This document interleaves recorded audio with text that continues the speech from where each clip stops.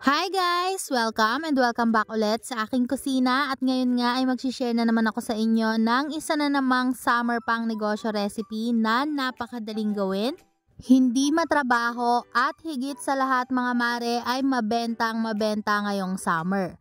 Kaya naman mga mare, kung naghahanap kayo ng pang negosyo recipe na pwede nyong gawin at ibenta kahit nasa bahay lang, ay perfect na perfect nga itong ating ice candy.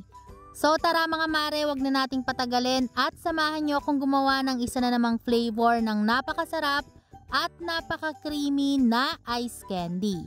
At sa video na to mga mare, ituturo ko din sa inyo kung paano nga ba gawing napaka-soft and creamy at talaga namang hindi magaspang ang yelo ng inyong ice candy. So tara na at mag-umpisa na tayo.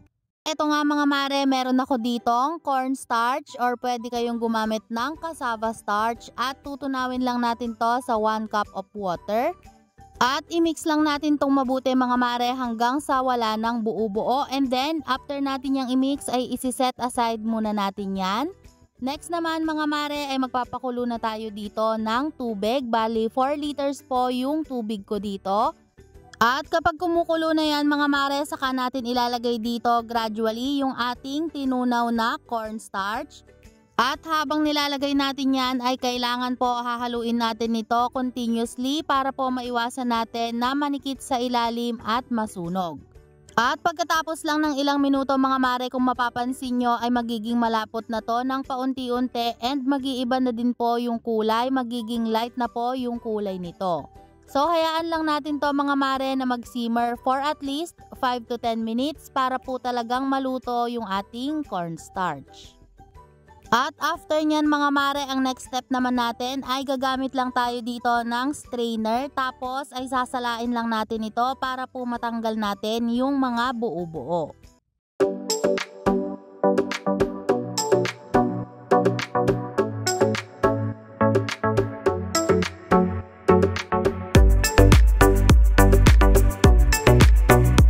At after nga natin itong salain at palamigin, saka natin ilalagay yung ating asukal. Bali 1 kilong asukal po yung ginamit ko dito and washed na sugar po yung ginamit ko. Pero pwede naman kayong gumamit ng white sugar.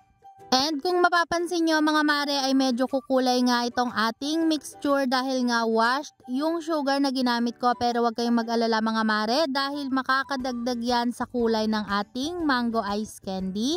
And magko-contribute nga yan sa kulay at isa sa magpapaganda sa kulay ng ating ice candy. Tapos ay naglagay na din ako dito ng 1 can ng condensed milk at mango flavor nga po yung nilagay ko. Pero pwede naman kayong gumamit ng plain lang na condensed milk.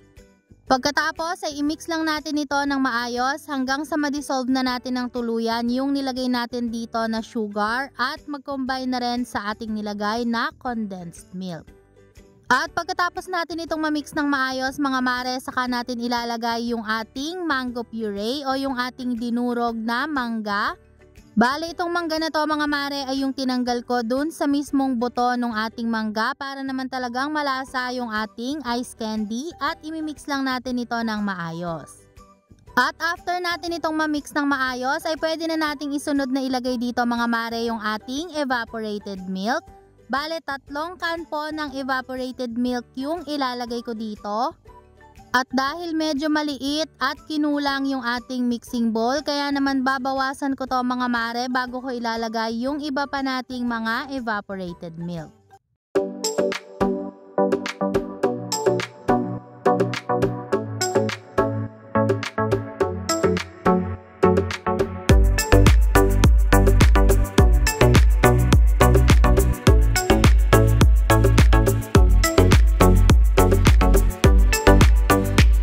At kapag nga kasya na mga mare, saka natin ilalagay yung ating evaporated milk at i-mix na lang natin to ng maayos hanggang sa mag-combine na lahat ng mga ingredients na nilagay natin dito.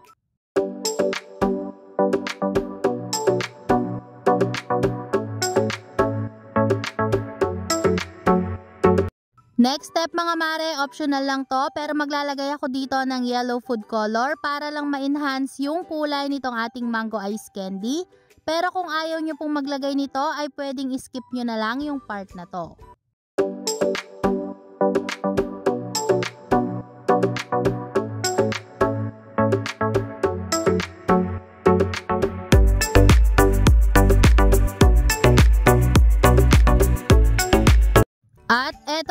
mga mare yung ating mangga. Bali ang ginawa ko po dito ay in-slice ko lang sa maliliit na cubes. So next naman mga mare, kapag okay na at na-ready na natin lahat ng mga kakailanganin natin, ay pwede na tayong mag-umpisa sa pagbabalot.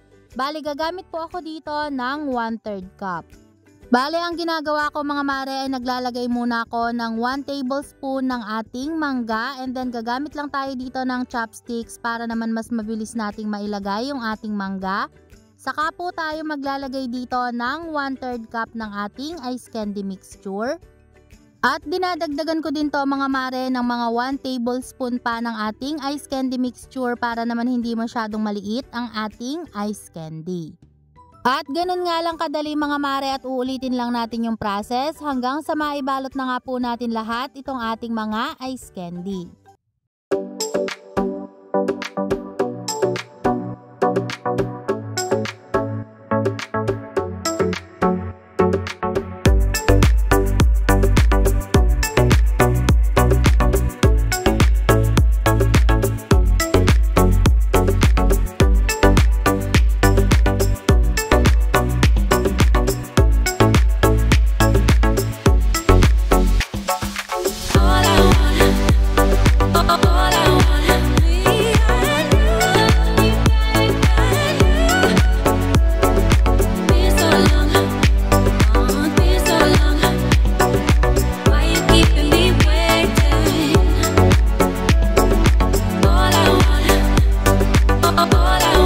At after nga lang ng isang oras mga mare, ayan nga at naibalot ko na lahat itong ating mga ice candy. So bali ganito po karami yung nagawa kong ice candy.